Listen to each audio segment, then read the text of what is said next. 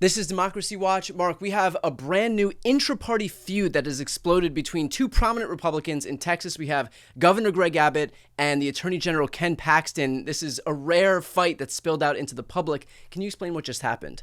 Yeah, it's amazing. You've got like terrible on one hand and worse than terrible on the other hand. Yeah. It's hard to know who to root for in the Paxton-Abbott feud. But essentially, after the governor made a big deal of going to the Supreme Court to try to, kick the Democratic leader out of the state legislature, Ken Paxton filed a letter with the state Supreme Court, said, that motion the governor filed? Pay that no mind. He's wrong. It should be dismissed. Yeah, that's right. Ken Paxton is actually saying Greg Abbott's motion is wrong and should be dismissed. I cannot believe I'm doing this, but here we are twice in two videos.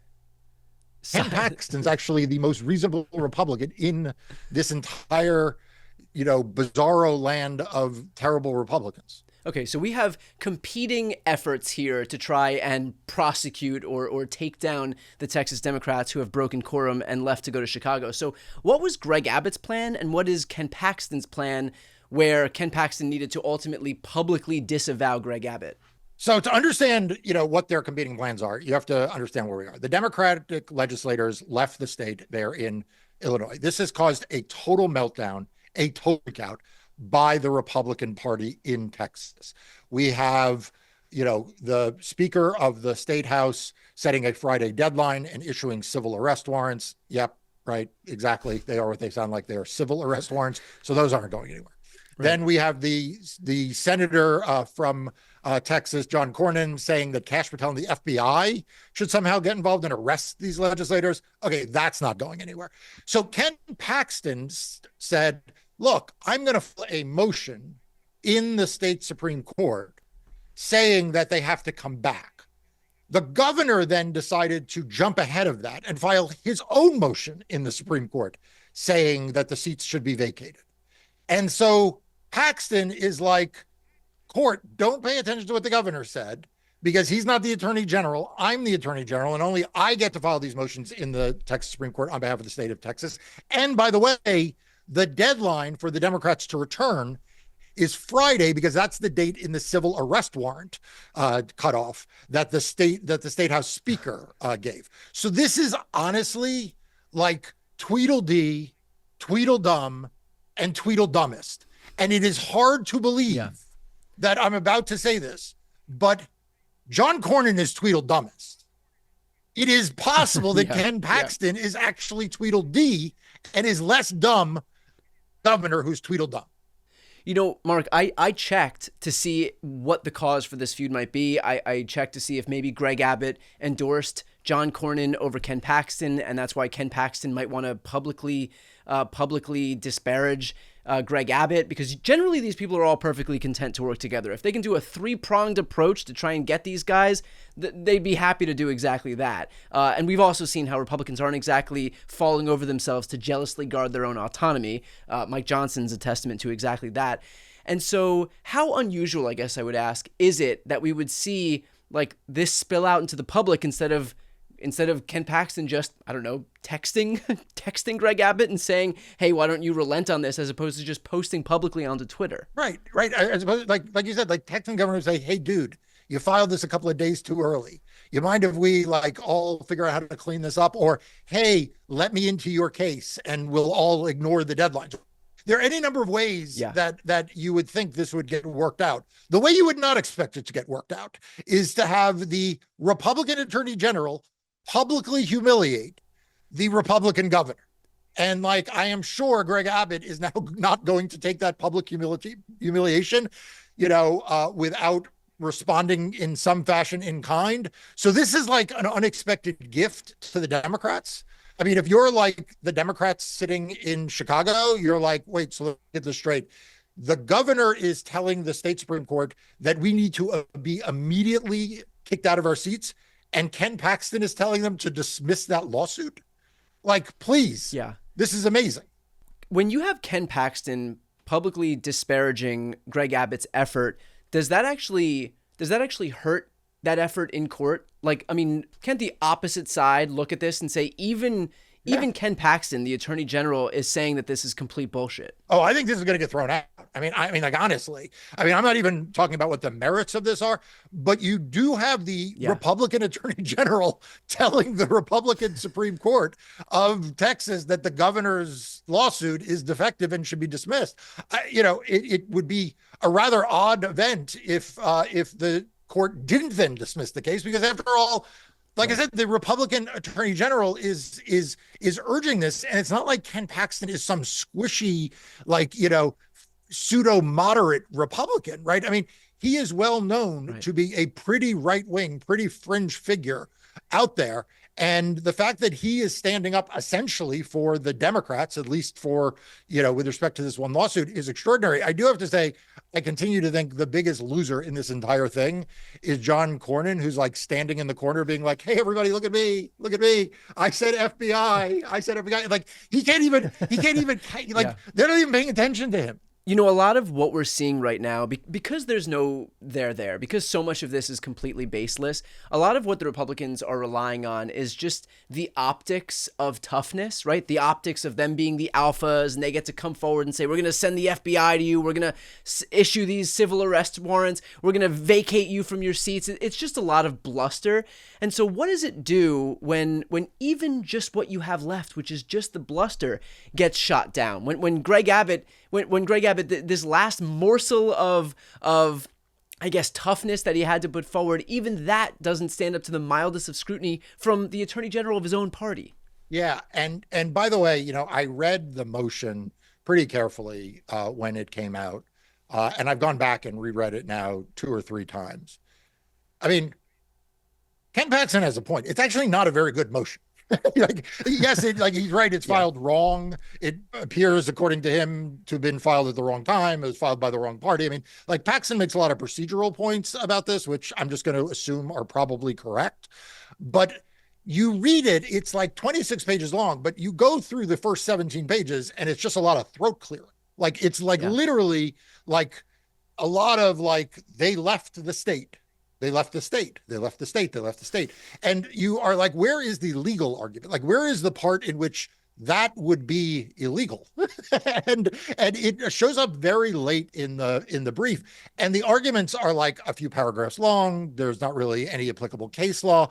It's kind of just it's kind of like a press release with just a caption put on top. So, where I think all of this leaves us is that Republicans have dug themselves into a hole. They have dug themselves into a hole. They dug themselves into a hole, I think, because they thought this would be easy and it turned out to be hard. They dug themselves into a hole because I think they assumed that public opinion would be on their side and against the people who left to break quorum. I think they may have thought that some of the public pressure about the flood relief bill would splash back on Democrats. Instead, that's actually splashing back on Republicans for putting this traditional thing first. So I think that is sort of in the background. Who the hell knows what interpersonal feuds may be going on between Paxton and the governor? I'm sure there's some story there. I assume it will eventually come out. But I also think that it is possible that Paxton, being a politician, being someone who is running for Senate, is actually looked at this motion and was like, this thing's not going to win. This is going to lose. And then we all look like chuckleheads. So it's possible that he is trying to pull this thing back also because he figures maybe his office can do a better job. Maybe they have a different legal theory. Maybe they don't go straight to the Supreme Court. They go to a lower court to sort of buy them more time. I don't know what his strategy is, but I wanted to add that just as a legal observer, having read the papers. You said it's not, you normally expect that Republicans would go with this 3 different ways and be in favor of it. If you're Ken Paxton, you're literally, I got the guy I'm running against come up with this, crazy idea of the FBI. I've got the governor filing this motion, which is just a pile of shit. And so I'm trying to actually score some political points here and and all the rest of the Republicans are fucking this up. So there may be that also playing into this. And that's exactly what I wanted to ask, is the fact that he is public. Look, Republicans will often throw a bunch of shit at the wall to see what sticks, regardless of how legitimate it is or well-founded it is. Is there any thought here that, given the fact that Ken Paxton is actually trying to get Greg Abbott's garbage lawsuit thrown away, does that give you any sense of whether he thinks that his own lawsuit is actually, going to have some impact here, whether he thinks their lawsuit is actually going to vacate the chairs of these Democrats who have fled the state. Yeah. So I think there are two possibilities here. Number one, he thinks this was a garbage lawsuit. It's going to be embarrassing if the state Supreme Court dismisses it because it's a Democratic motion. So better I just bite this bullet and let's get this sort of detritus kind of cleared out. Now, that still doesn't answer the question why he didn't just call the governor and instead decided to make this public spectacle of this. That, like I said, there has to be some bad blood or discord within the Republican Party there. Yeah. But the other possibility is that the Attorney General doesn't want there to be a loss, that he actually figures, maybe these Democrats come back. Maybe, they'll stay out for a week, maybe this 2 weeks, but they're not going to stay out for month upon month upon month. And therefore, when we see him file something, it's a little slower, which we already know it is. And maybe he doesn't fast track it quite like this. Maybe he's happy for the legal action to be hanging out there, hanging over the process, as opposed to being resolved quickly in the process. And that's a strategic litigation decision that, frankly, I have to make in my cases. AGs have to make in their cases. The people fighting Donald Trump on his executive orders, the question of how fast or how slow you move a lawsuit is oftentimes not only driven by the immediate emergency, but also by whether you think you have a better chance of success if the case moves slower, develops more of a factual record where the court, takes a beat and takes a pause, or whether you think you're better off with a very, very fast hearing at a very high court. And so that could be the strategy here because, like I said, when I read the governor's papers, I was not focused on the procedural issues that Paxton is focused on. I just looked on the merits and I'm like, boy, he's filed a motion directly with the conservative Republican state Supreme Court that could easily be dismissed by the end of this week. And if anything would turbocharge the Democrats, it would be that. And Ken Paxton is, like I said, he's not a good attorney general, but he is a good politician. And he may understand that. And so it wouldn't shock me if what we see come out of Ken Paxton is something that goes on a somewhat slower track. Right. The threat of a lawsuit is actually more potent here than a lawsuit that is fast-tracked and completely shut down, giving the Democrats basically free reign, clear runway to just stay there and know that they've got this thing in the bag at the end of the day. And that is the reason why, again, I want to come back to poor John Cornyn. I mean, Cornyn, who's supposed to be a good politician. I mean, remember, we were talking about John Cornyn potentially being the Senate majority leader. Right. He was the number 2 candidate in that race against John Thune. Leading with the FBI ought to go arrest these people in Chicago. That's talk about setting yourself up for failure. Because here's the thing, the FBI is not going to arrest them.